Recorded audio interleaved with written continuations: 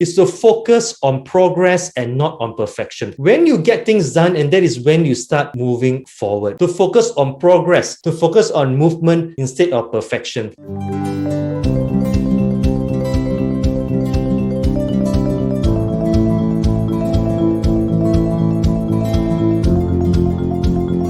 My name is Benedict and I'm a psychologist from iGROW. iGROW is a psychological consultancy that focuses on three key areas: on leadership, on engagement and well-being, and on culture. So these are the three key things that we focus on. To start off first, let us talk about what limits people from achieving success, where people say they want to change, but there's actually a very low desire to change, right? They say that they want to change could be because of social pressures, because that is the right thing to say, right? And that is the right thing that we need to do. Does it really mean that I want to? That is different, right? This could be because, like I mentioned, social pressures, or it could be because they are just in their comfort zone. The second obstacle towards achieving success is people that are obsessed with the perfect plan. They like to do a lot of research upon research, and then they research about the things that they have researched, right? Looking at other people's mistakes, they kind of seek a lot of comfort in data collection. They kind of get into this idea of planning, that it doesn't translate into an action. There's a term, right? Analysis paralysis. They just overanalyze, and this becomes an obstacle. The next one are those with leaking motivation. I call leaking motivation because, at the start, they get very excited, and they get very motivated. The time progresses, the motivation kind of seeps away and it kind of leaks out,